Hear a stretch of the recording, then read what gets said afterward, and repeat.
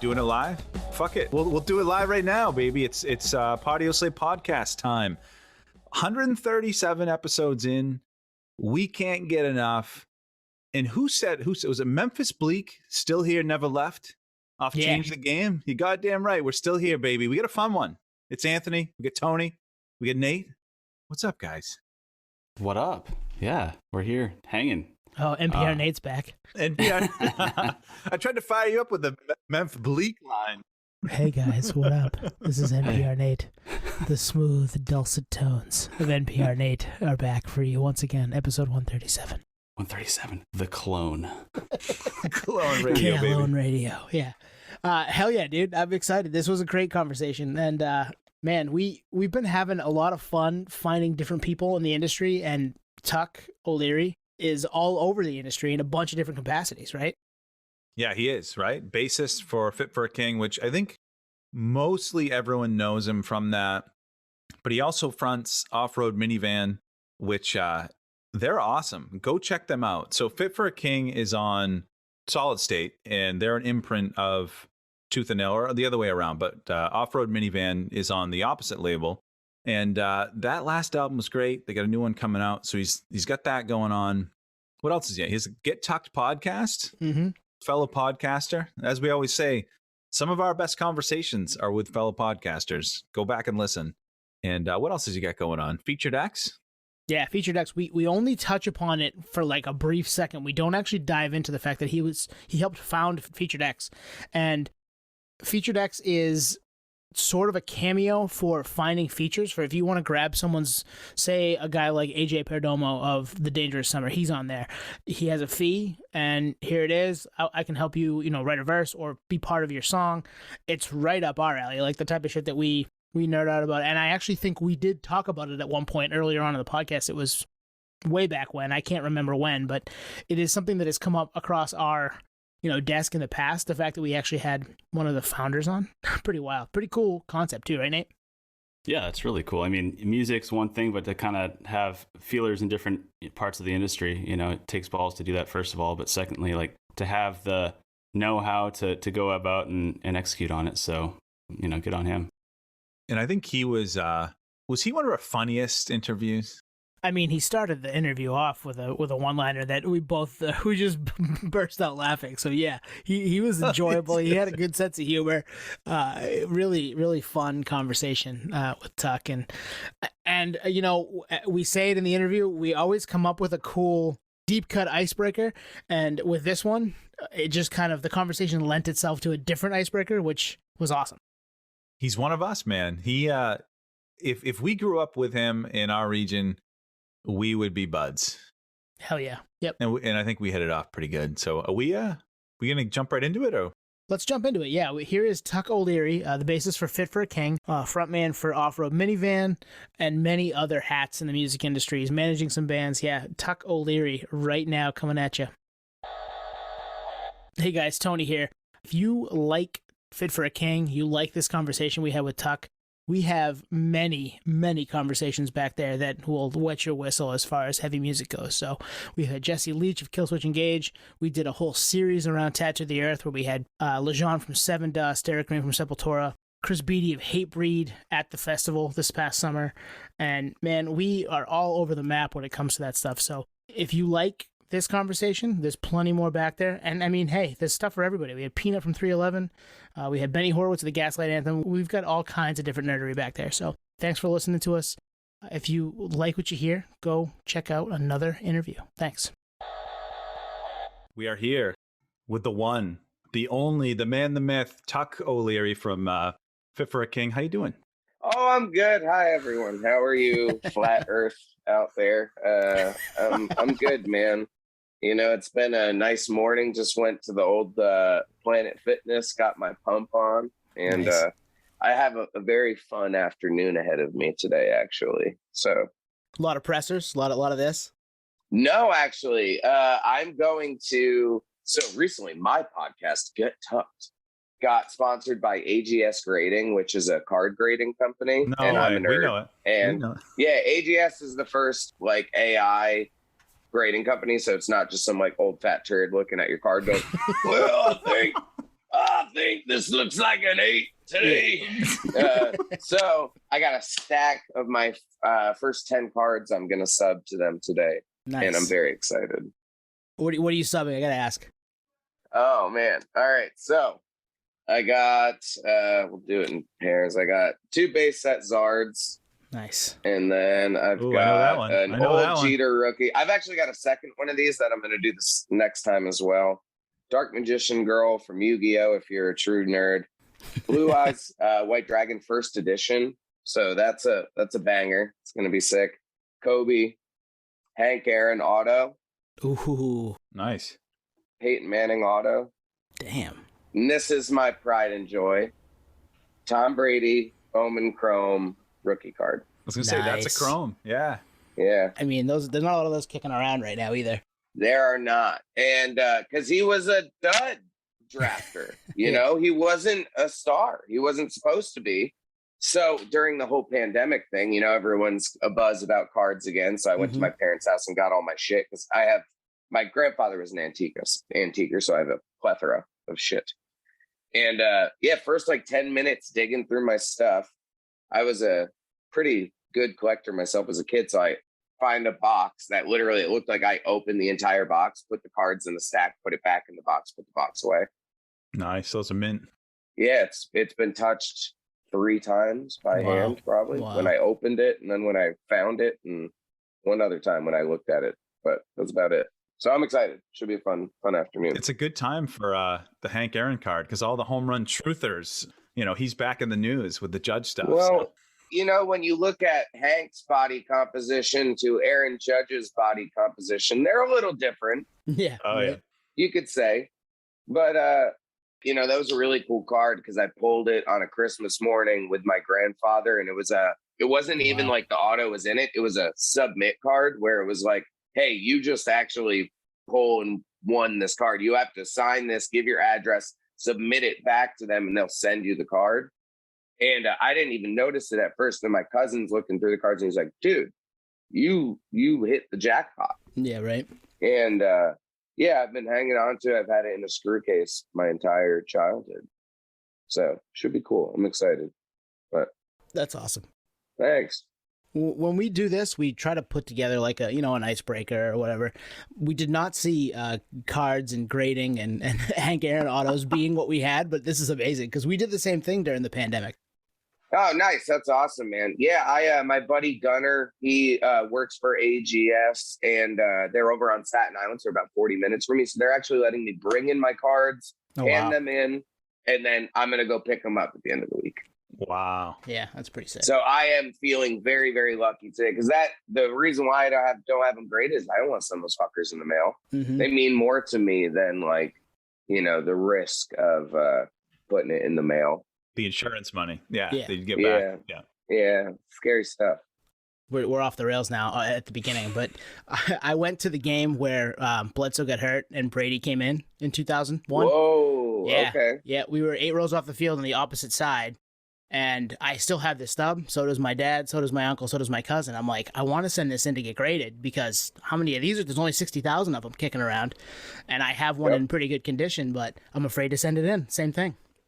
Yeah. Well, let me know. I got a guy who's got a guy. Right. Fucking get it taken care of. Yeah. Where are you guys based out of? Maine. Oh, okay. You're up north there. Southern Nice. Maine. Yeah. Oh, yeah. Nice. You guys got the tasty weed up there. That real herbal outdoor grown shit. I like it. There's some of that for sure. So, confirmed. So, Tuck, that was way better than the icebreaker we had planned. What we had planned is, we've seen some great Twitter names in our day, but Ryan Gosling could be the GOAT. Thank you. I appreciate it. I've tried and strived to have entertaining dumbass handles throughout my social media time, and I'm quite proud of that one as well. It's a good one, yeah. Thank you. So we don't want to talk the new album. We just want to talk about the impetus for that name. That's all we have. We have an hour of questions. Yeah, I manage this band called L'Exquisite Allure from Florida, and they're like the most my chem, like alkaline trio mall goth band to the max. Nice. And I don't know, it just hit.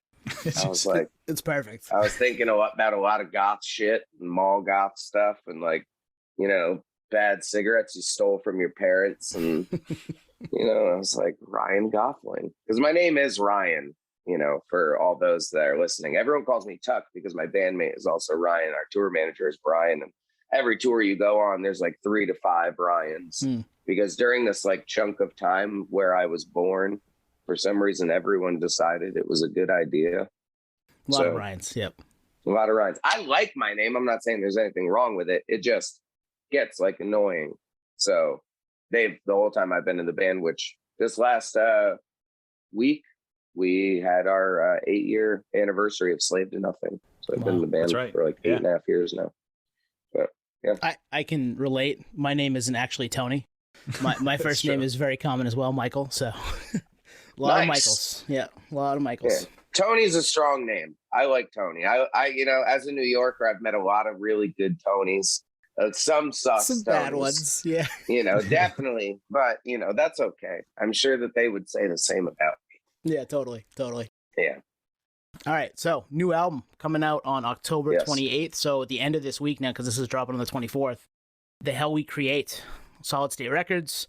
Then you've got 4 of the songs are already out. They're bangers. We're really digging And the Other Side right now. I listened to that a couple times last night in prep for this.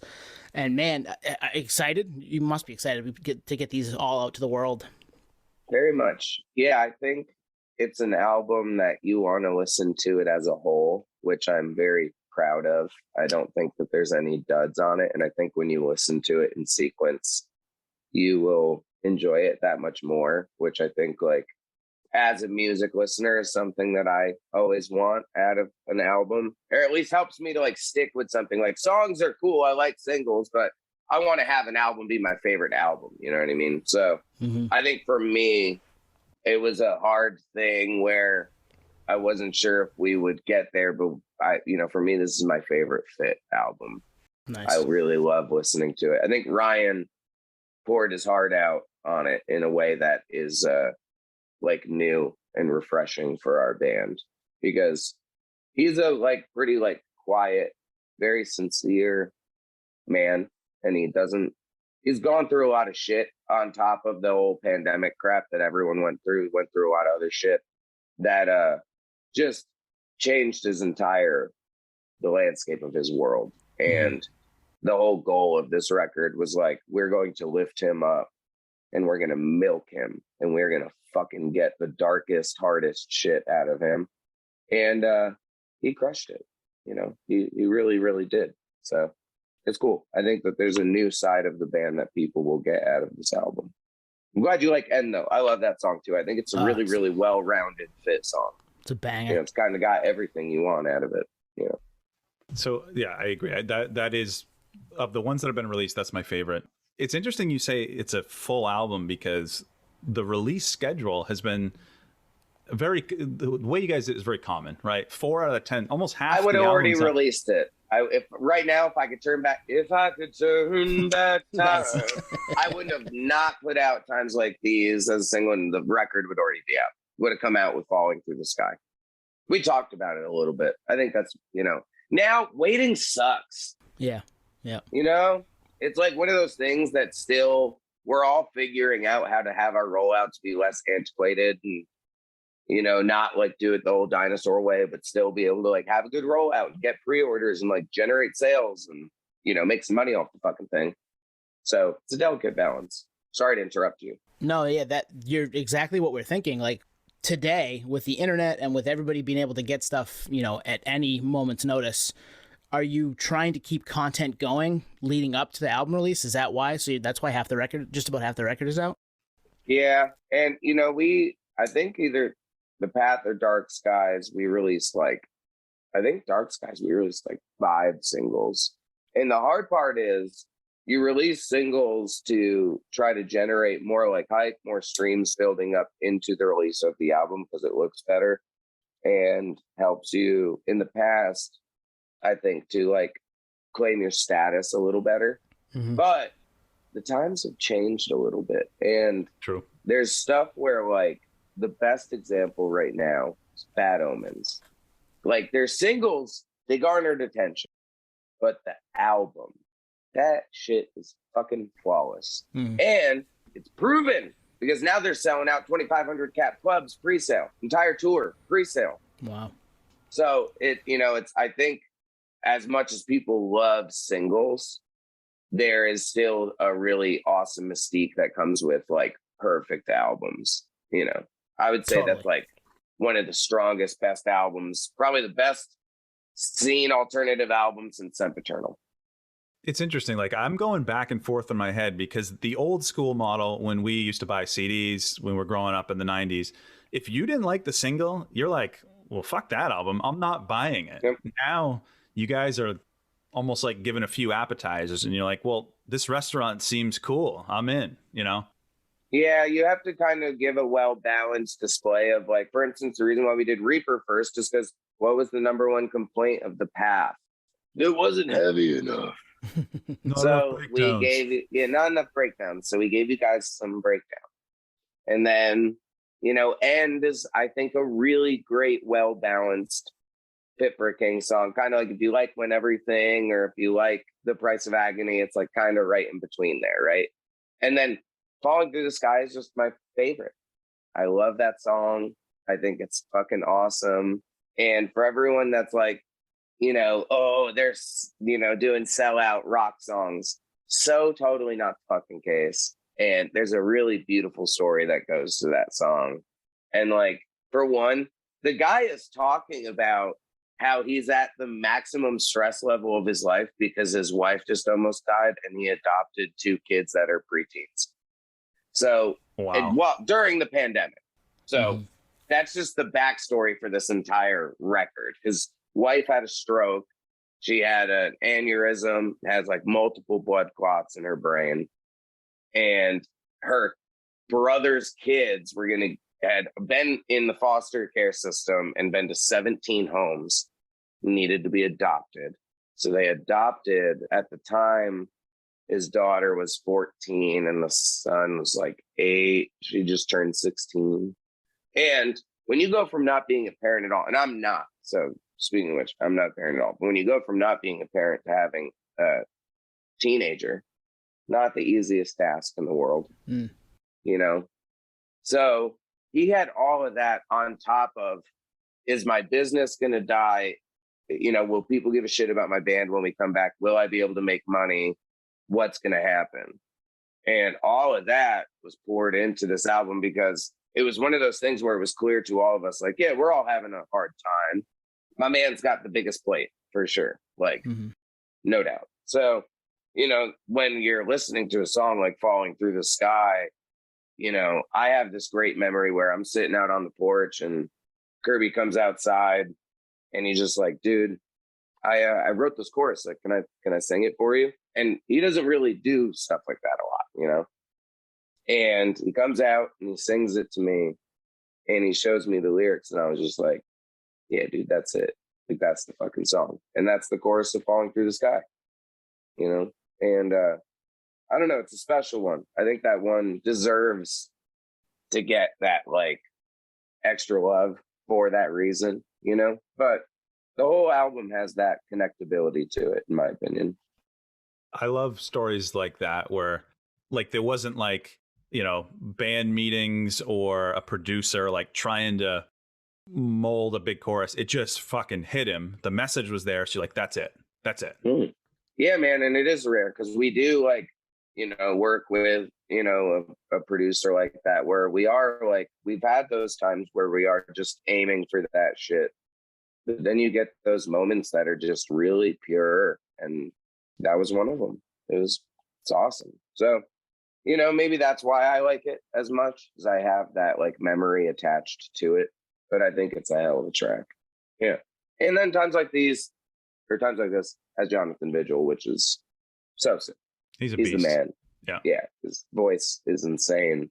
And couldn't be more stoked to have a guy like that on a song of ours. Yeah, we love diving into the creative process. And like with you guys are in such an interesting spot. I mean, you probably know this. 800,000 monthly Spotify listeners, which is fucking insane. Like you acknowledge that, right? it's pretty cool. Yeah, It's we're always trying for more, and it definitely gets to be a bit daunting, but it is very awesome. Like it's one of those things that you have to stop for a moment and live in satisfaction versus always wanting to be like, well, it's not a million.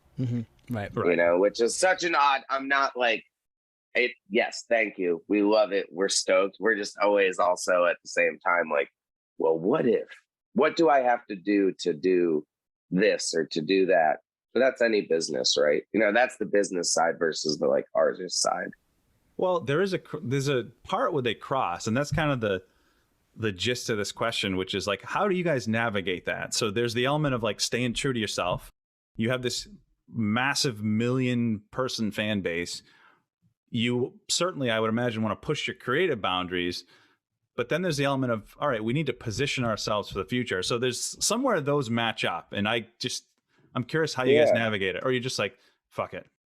No, we're actually already starting to write, where like Ryan sent me voice memos of like 4 different chorus ideas today, and they're awesome.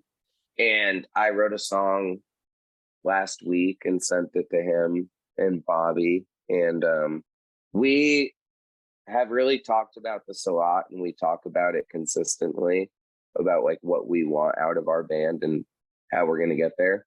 And Ryan did a pretty interesting survey on Twitter the other day asking fans if they like, the Price of Agony, Breaking the Mirror style songs, When Everything, Death Grip style songs, or like Backbreaker, Vendetta, super heavy style stuff. And the When Everything and Backbreaker stuff came in even at like, I don't know, when I saw like 28% or something like that each. And then the Price of Agony stuff was only like 8%. And it's one of those things that we've been like toying with a bit, where we love like kill switch, big metal core kind of stuff.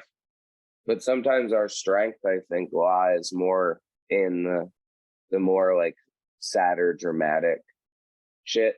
Like that kind of stuff can write all day. But the big like anthemic stuff just doesn't really come to me as much.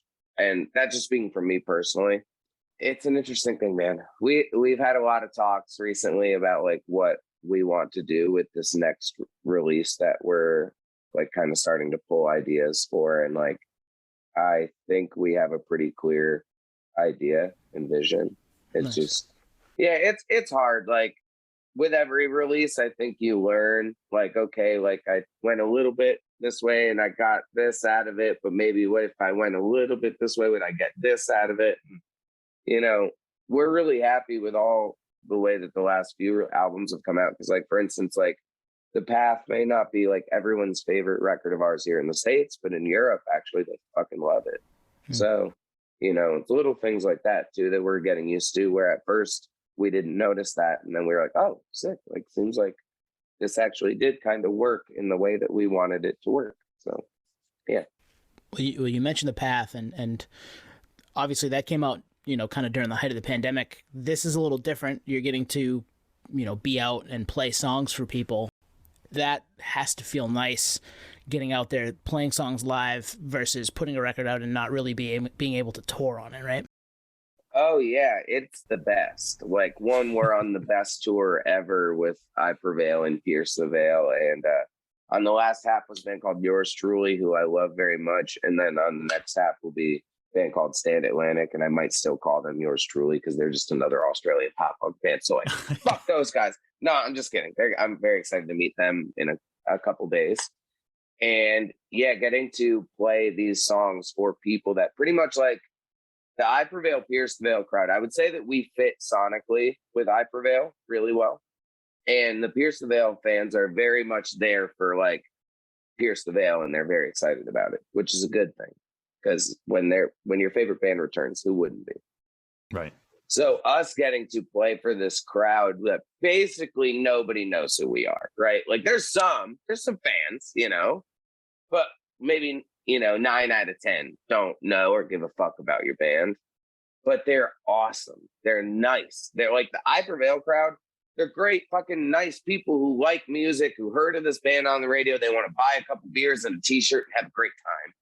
And the Pierce the Veil fans are just so ecstatic that their favorite band is playing right after us that you could whisper, like, we literally some nights just go, Pierce the Veil. And the crowd just goes, ah!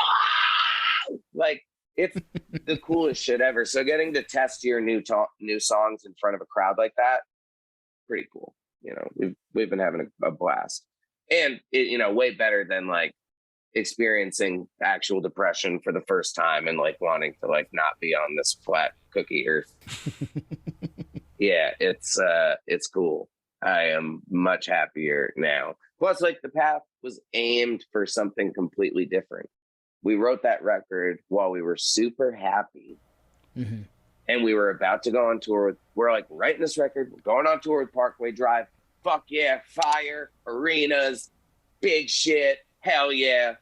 Right. And then none of it. So, like, what were you going to hang on to that until, like, after the pandemic? Nah, you just fucking put it out. Because what are you going to do?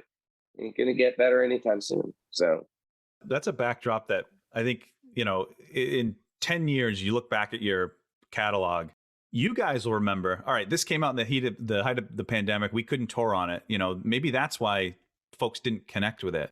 In the moment, I don't think fans really think about that. You know what I mean? Like, this maybe wasn't intended to be to a downer crowd. It's just the way it happened. And I should preface all this with, I think in recent times when we're doing interviews, we've made it seem like people didn't enjoy the path. And it seems like people did enjoy the path. We are perfectionists. We want it to be like, no, this album was clearly better than Dark Skies. That just didn't happen, So, like, I think on this one, I think that this record is actually better than Dark Skies. So, nice. But yeah, releasing music sucks, but it's great. It's just an ego thing, man. You do it for you. You do it because you think your shit is awesome. You wouldn't do it if you didn't. And people that pretend like they're like, well, fuck you. Yeah, right. Your shit is awesome. And that's why you want to put it out in the earth, So let me ask you, do you listen to your own band? Fuck yeah, I did today. I'm glad you said that, because we've had interviews where the person's lying. I legitimately listened to my band while getting lip pump this morning. Yes. Because I want to like it too. I want to think it's effective and that it does the job and, gets me excited and makes me feel things. But I also, like, for instance, my other project, Off Road Minivan, go listen to the album Swan Dive out on Tooth and Nail Records. I really like listening to myself. I'm like a little bit of an egomaniac like that. Like, I think I sound sick. Like, my new record for that project that I just finished, it's just like getting mixed right now. It'll be out around like April or so. Nice. It's so good. It's so good. And I love it. Like, I can listen to it forever and it breaks my heart and makes it whole again. It's fucking awesome. But like I said, I really like me. So I'm a bad judge. I think there's a weird thing with artists, and it's something that I think I've been trying to like own up to more really since doing the podcast, where people just like, I get the like Kurt Cobain aesthetic of like, life is misery. I don't really like myself. I am this purest, amazing artist, and I just like bleed perfection. Get it. But I don't really I don't want to pretend like I don't really like myself. There are aspects of myself that I want to be better. But if I didn't like my own art, I don't think I could champion it the way that I do. Mm-hmm. So it would be lying. And I don't want to lie, because then I'm not being sincere. And I should be putting out only art that is sincere, because I think that that's the stuff that wins. Like, you listen to like a Dayseeker or fucking Bad Omens, and those bands were the same bands like a couple years ago, if you guys didn't know. The difference is they wrote the best fucking albums and they poured their hearts into them. Mm-hmm. Like, you can't deny how fucking real that shit is. So when people wonder, well, why isn't my stuff taking? Why isn't my band doing better? I think that's kind of the thing. So I'm trying to like champion myself more. I think more people should do it. Negativity is fucking dumb. Mm-hmm. Don't be a lame. Like, enjoy yourself, love yourself, and if you can't, try to. You know, Definitely. Weird little side message for the episode today. Well, and it's a good message, because I'd be lying to you if I didn't think that, told you that I didn't think we were good. I think we're really good, and on a smaller scale, like I want to put ourselves out there and let everybody hear it. I want to, shout from the mountaintops. That's Absolutely, why we do it. man. You're doing it because you think you're good at it, and you have, you get conversations like this one. You know what I mean? Like, this is why we want to continue to do this every week, even if it's to a smaller scale, getting out in front of people and talking to them and championing yourself and being happy with who you are. Why the hell not? And, I think it's lucky when I do agree with you, you guys are great interviewers, and it's definitely like being able to create an energy that makes people want to actually like give themselves to the conversation. Right. And it's a hard thing, because I love to watch interviews as well. And sometimes you watch them and you're just like, man, bro, you're so awkward. But it's an interesting thing that I think confidence is kind of being lost sometimes, because we got into such a comfort of like trying to take care of each other and knowing that everyone is hurt, where like, I think it's time that we try to like, my wife hates the saying, but just buck up, soldier. You gotta fucking get on sometimes, you know what I mean? And I'm fucking over it, man. I got, everybody got those friends that they just bathe in negativity. And I hate that shit. I think you're lame, and I'm over it. But like I was gonna say, artists are lucky where I get to put that shit into a song, listen to it, and be like, yep, that's exactly how I felt. Man, I feel better now. Mm-hmm. And a lot of people don't have that. They don't have that release. So it's not realistic to necessarily compare yourself to the average person when they are looking for an outlet. But their outlet might be running. It might be reading. It might be something completely different. Well, it could be going to the gym, getting a pump on, and listening to Fit for a King too. So facts. Yes, as it should be. The only way. I think it's really refreshing, because on one camp you have the crowd that's, too cool for their own music. Well, it's like, well, if you don't care, then I don't care. Then there's on the other end, there's the delusional crowd, which thinks their shit's great. And you're not on either one of those. Like, you're a smart dude that has an ear for music, and thanks. You're a perfect balance, because there's the delusion. I'll throw a name, Corey Feldman, like his shit. Yeah. No, there is. And you know what that chalks up to? And this is a conversation I had like an ongoing conversation with my drummer about what it is to get it, and that should be a book that somebody needs to write, where there is a delusion, and you watch people that, you would define as insane because they do the same thing over and over and over again. And they even think they're getting like results, but you're like, oh no. You are just the spinning wheel. Like, you're the gerbil, bro. Like, it's not working. But the hardest thing with that kind of shit is to you got to leave it alone. Mm-hmm. You're not going to make it better. You're not going to change it. You're not going to help them to understand. They don't get it. So just let them be, because not everybody is going to be Nirvana. You're going to get Corey Feldman's. You're going to, it's just... That's more average. He just has enough money where everyone got to see him on awesome morning shows and be like, wow, this is the fucking best train wreck ever. Right. Yeah. So if you had Corey Feldman on your bingo card, drink. Yeah, another one that we did not have, prepped. So that's the best part about doing these is we have a script, we have an idea where we want to go, but then you never know where it's going to take you, man. I want to hang out with him. I want to talk to that dude. Totally. I could have a great time with Corey Feldman. That'd be so sick. His music is fucking awesome. He's a true Molgoth, man. He's got that shit down.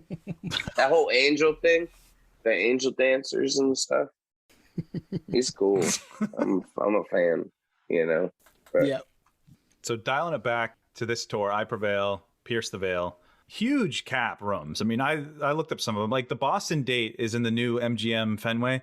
It's like 5,000 cap, and it's large.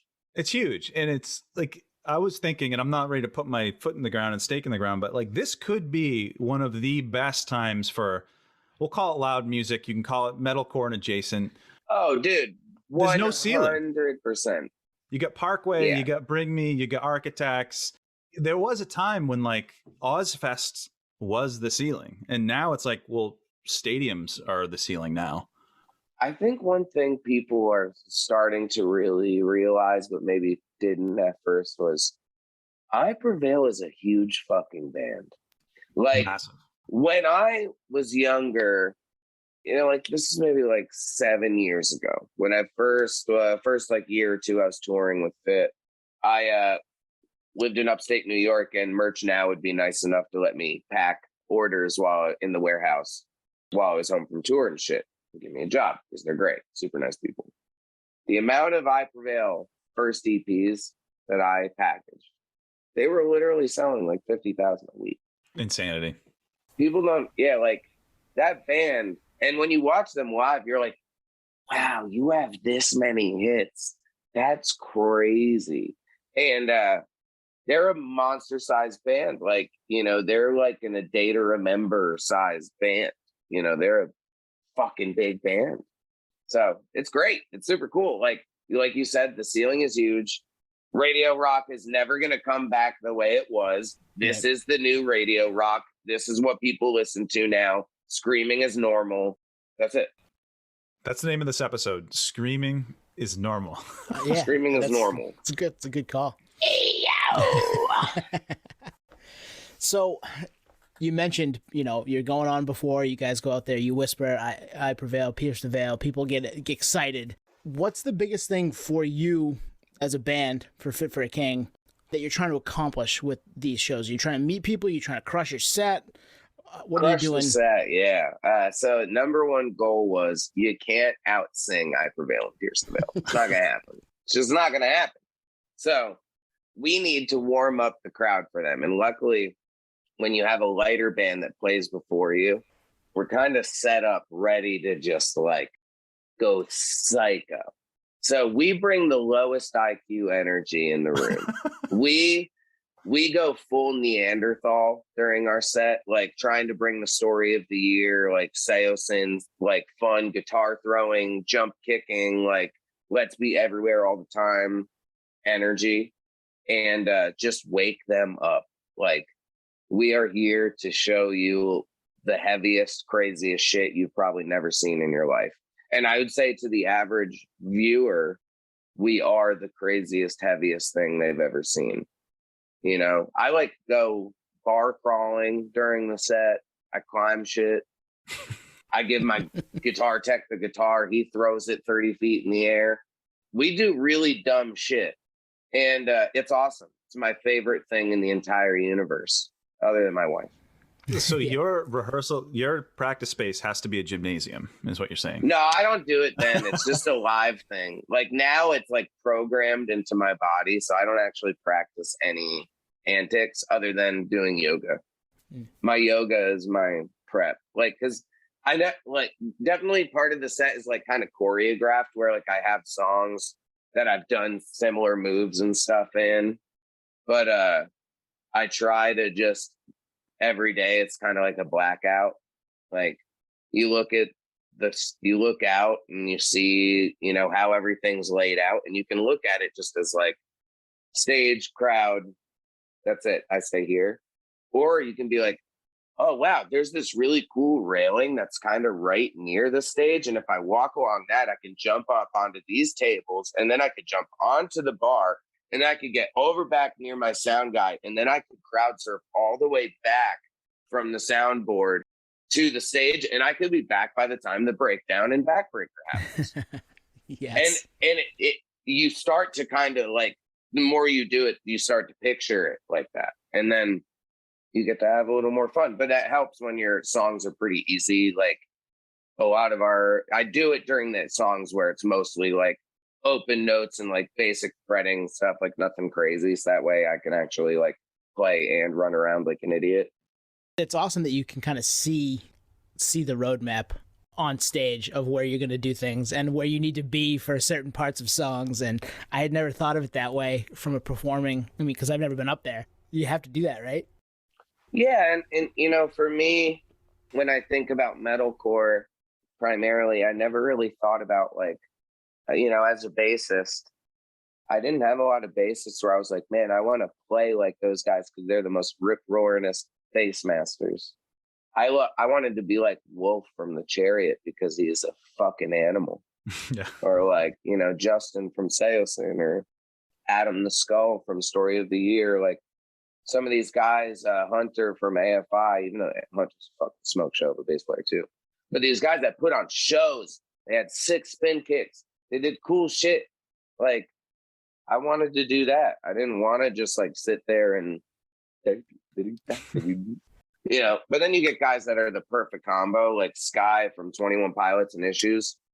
Best combo of like actual sickest bassist and has moves for days. Mm-hmm. So, you know, it's a good time to be a bass player.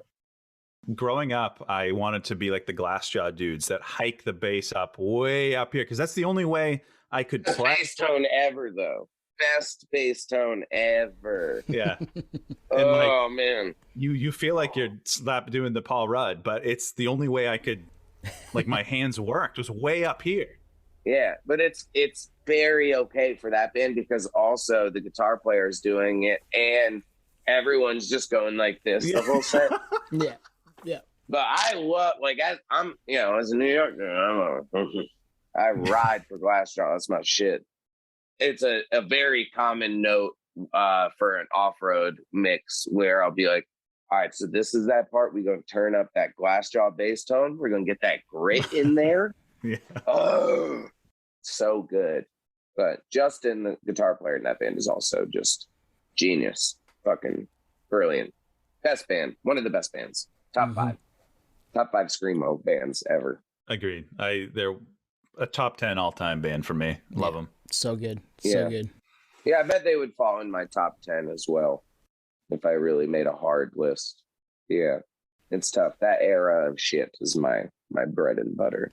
Mm-hmm. Which, if you like that kind of shit, you should go listen to this band I manage because I'm telling you, it's like right up the alley. But you can't pronounce it. Neither can I. We're changing the name because of it. It's funny because when you go to Google something, if you can't say it, it's hard to promote, right? I mean, you got to have that in mind nowadays too. Oh yeah, it's impossible. And it was funny because even on this Yours Truly, one of the people in Yours Truly, they're like, yo, that's awesome. Like, I have heard of that band. They're so good. I tried to find it after and I couldn't because I can't spell it. Yeah. And I was like, yeah, you and everybody else. Yeah. But that's okay. It happens. So let's hit on you, at least on the surface, being, I would think, a busy fucking dude. Like you got Fit for a King, you got Get Talked, you got Off Road Minivan, and then you're still involved with Featured X? I am, yeah. Yeah, after we sold the business, I worked on like a consultation deal where I still like take care of all the artists and check in on it every day and as much as I can. And, you know, right now we are in the process of rebuilding a few things in the back end and it's going to take some time, but then we're going to be able to really hit it hard again. But it's my baby. But yeah, I do some shit. I got some stuff going on. And you're an avid card collector, right? Yeah, right. Yeah. Well, Magic is my anti-job. So it's Magic the Gathering is my anti-job. I needed something that wasn't music related because, you know, the podcast brings me tremendous joy, but still like music stuff and I still something to like keep up with, but at least I can like release it whenever I want and no one can tell me to do or say anything, which is sick. But you know, managing bands is turning into more of a job because, you know, the Gloom in the Corner, we signed to Sharp Tone Records and their new album Trinity is actually coming out on October 28th, the same day as our record. Nice. On Sharp Tone Records. And that band is from Australia. So it's like, as soon as I wake up, I've got stuff from them. And then about the time when it's like ready to go to bed, they're back up. And then we have to talk like before then. And releasing an album is, you know, a lot of work on top of releasing my own album. And then Lex, they are getting signed as well. There will be a lot of news on that band in the coming months, and I can't wait for everyone to just fall in love with them because they're phenomenal. But yeah, I got shit to do, but it's fun. I like it. You know, I want it that way. I want to be very busy because it's all stuff I like. Mm-hmm.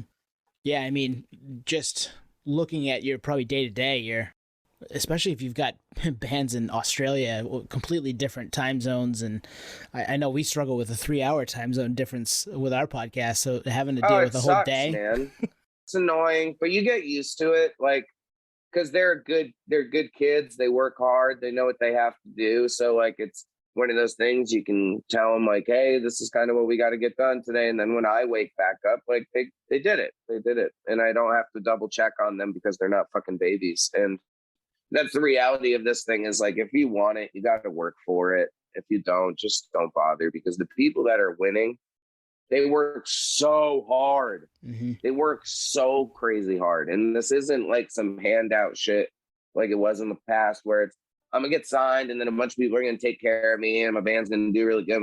You know what? That's how you ended up fucking broken alone, motherfucker. Mm-hmm. So pay attention and work hard. You know, but that's why I love Bloom and Lex. They're both so hardworking, and we have one of the hardest working singers in the entire fucking music scene. Ryan Kirby is an animal. He's insatiably good at working. Like, he is just a straight edge, on it, fucking laser pointed. It's crazy. So there's no substitution for that either, right? There's none. You have to, if you don't do the work.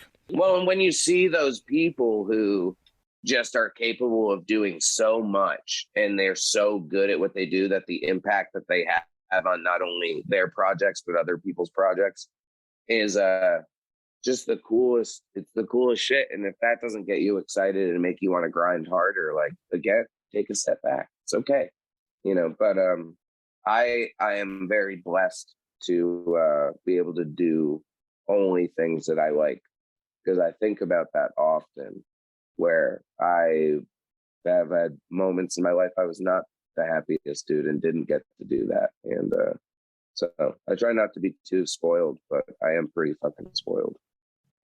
Again, it's another thing that's refreshing, because I think the conventional thought is like, once you get signed, you know, then you're good. But no, like, once you get signed, that's when it starts. Oh, yeah. Oh, it gets so much harder. You have someone who helps pay for shit, which is cool. You get to do more shit, but you really start to feel the competition, and that it's not just, well, we're just going to fucking see how it goes. You know, the ones that do that, they don't stick. But, you know, because most bands, you know, most labels in general, they're going to sign you to a deal that keeps them relatively safe. You know, spend some money on your records, music videos and stuff. But, you know, if they lost $25,000 on you, it's really not like that big of a deal, because out of the 10 bands that they did that and threw against the wall, you know, that one that stuck was Motionless in White. There's something, you know, like some monster size band, like a Knock Loose, you know, like the initial spend on that band was probably pretty minimal. True. Yep. The yield from that band. Yeah. Right. Jeez. Like, I'm just using them as an idea. We're going to spitball real quick. That band, 15 grand on laugh tracks, probably, maybe 20 max. Do a couple music videos for a hardcore band while they're like, all the music videos are people moshing and shit. Counting worms, yeah. A short one. I don't know. Say we spend another 15 grand. Say we spent 30 grand on Knock Loose to start it. Jake actually gives Jake at Pure Noise, awesome person, gives great deals. So it's probably pretty friendly. But band's fucking huge. Mm-hmm. Massive. Like, you can't even, when you know, you wouldn't expect that shit. So for every one of those you get, a story so far, state champs, you know, lets you fuck around, lets you try some shit. But it's very interesting. You cast that wide net. You have to a little bit if you're on that side. Gotta of it, I would do imagine. it. Gotta do it, you know? And it's really cool to see, man. I love it. Like, because I think that the greatest art prevails. I will always like live and die by that, where I think that people get really caught up in trends. I've done it myself. But when you write that thing that is just the truth, I think that's when your band does the best. You know, I think that's why you see moments like a Bad Omens doing what they're doing right now. Self-produced, self-written, 2,500 cap clubs. Insane. That's a lot of fucking people. That is a it is. lot of fucking people, you know? So it's cool to see stuff like that. I'm very happy for what is happening with music right now because it's becoming the norm. It's like you said before, you know. Yeah, it's a good time to be in heavy music. Yeah. Tuck, you mentioned bands that you can't pronounce, you can't spell. Well, there's also bands that are tough to Google. And one of those is your very own Off Road Minivan. So if you put that into Google with no like band at the end, the Google images are next fucking level. And like I It's assume amazing. you've done that. Yeah, it's amazing. I love it. And yeah, it's because there's no website, there's nothing. I have been the worst, laziest like promoter of that band. And it's funny because I haven't probably posted about it in over a year, but more people are listening to it now, which is cool. I don't know if maybe I just talked about it enough or something, but yeah, the giant minivans with the like raised up shit and the huge wheels and stuff. It's legit, bro. I love it. I'm a big fan. They're badass. Oh, absolutely. I'm gonna make one of these days. You gotta put once one I on a get cover. out of the city. That's your tour bus. That's your van. Yeah, that works too. I wish, dude. I would love that. Yeah. No, the Off Road Minivan is a flipped minivan with dead family in it. Oh no. Yeah. I like the cute idea. Sounds really dumb, but it's actually it's me and my wife. We were driving on the interstate one day in terrible traffic, and this minivan just like rips through the median and goes up the other side. She's like, "Oh shit, an off-road minivan." I was like, "That's my Jimmy Eat World." And it's one of those things I've definitely contemplated changing it a million times, which is probably why I'll always keep it. And I know that it sounds so dumb. But it's one of those things where it's not all that it seems, where like especially pretty much that entire first record is true stories. And it's kind of based off of, if you listen to the song Taconic and watch this special on Amazon, it's called There's Something Wrong with Anti-Ann. And there was a lady who they just can't explain what exactly happened. She like left a camp this one morning in our area. And like with her family and everything, loaded up all the kids in her minivan.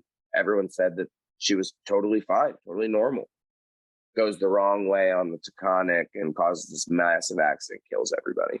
And it's like unexplainable because her family is like, no, I was just with her. Like she was fine. Like I don't get what happened, but like detox, blood reports, stuff like that would speak otherwise and shit. And it's a really weird thing.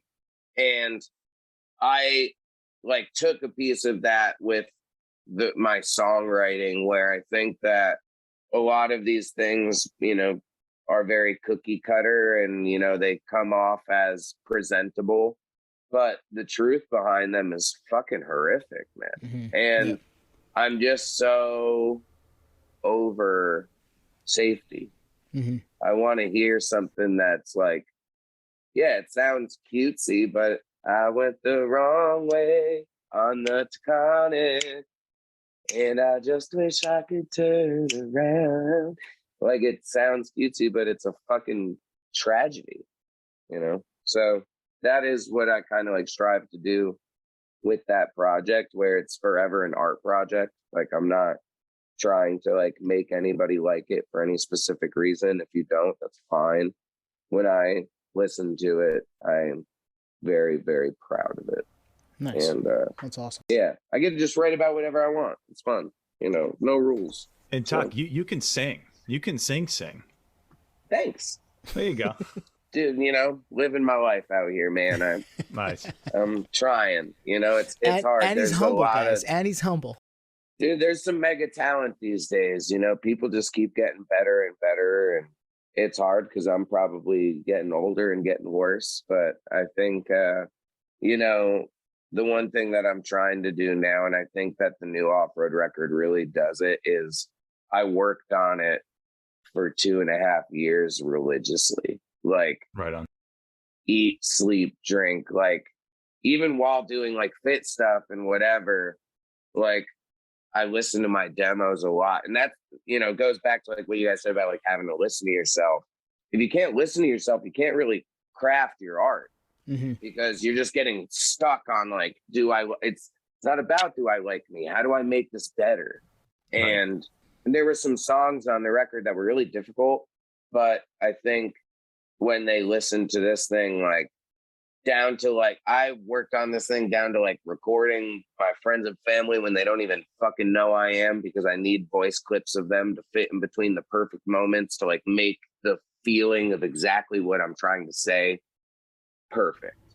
And like I think it worked. Like I think if nobody likes my band after this record comes out, I do not fucking care anymore. Like I'm like, I will, it's something I'm very, very proud of. Like, Nice. But that's the perk of no one giving a shit. You don't have to like Fit for a King, making an album for that band is so much harder because we have, like, if we don't do it, we're going to be fucking poor. Like, Right. That's the reality of Fit for a King. Like, that's the reality of most bands. You write a bad album, you might lose everything. How fucked up is that? That every 18 months you have to like either be like, well, if you don't get this promotion, you're Right. fucked. And that's why it's so hard. And people have short attention spans. People's attention spans are oftentimes only go back to the last album. Yeah. But it's fun. I mean, but thanks for asking about Minivan. I appreciate it. It's something that like I think when I look, like, for instance, look back at Swan Dive, and there's a lot of people always say shit like this, but I think now when I listen to that record, I can be like, yeah, it's all right. Like, it's pretty good. I think there's some good tracks on it. I think this record absolutely demolishes that record. I think that it just, down to the artwork, everything about it is perfect. And I think that that's what I had to learn how to like strive for. And it was tough, man. Like, even me and my guitar player, we almost broke up the band over the shit. I was such an asshole. Just like, no, you're not gonna get right. But eventually we did, so yeah, it's been fun. That's awesome. And you said April? Yeah, about April. We're finishing the mix now, working on the album artwork and all that kind of stuff, and trying to pick like a due date for the Babe. And I think April-ish it will be out. Yeah. And more coming up really soon here. We've got the new Fit for a King, so the 28th of October. Yeah. The hell we create, man. I'm excited for it. Like you said, there's enough out there where I think there's something for every era fan of you guys, all 800,000 people. A month. Yeah, right. Dude, it's weird, man. We're, like I said, we're very blessed to like be in this position. And I think that we wrote this album from the perspective of like, really, how do we make all of our fans happy and make new fans? And I hope that you guys hear it. I really do. And if you don't, go fuck yourself. Yes. So, it's a really exciting time for us. And thanks for having me on the show and asking what you did, because it is a special one. I don't want this to just get like lost in the ether of the 100,000 songs that will come out the day that it's released. Like, I want people to fucking really enjoy it. So. Yep. So go check that out when it comes out the end of this week. Tuck, thanks for joining us today, man. We really appreciate talking with you. Of course. It was an honor and a pleasure. Thank you guys for having me. It's been fun. Thank you. All right. Later, guys. Thank you for listening to Podioslave. We are at Podioslave on Twitter, Instagram, TikTok, all of the places that you can find us on social media. Facebook, Podioslave Podcast. YouTube, Podioslave Podcast there. Email us at podioslavepodcast@gmail.com. And hey, if you want to become a supporter, click on the link at the bottom of the episode and give us $1, give us $5. It keeps the lights on, keeps us going. We really appreciate that stuff. Thank you.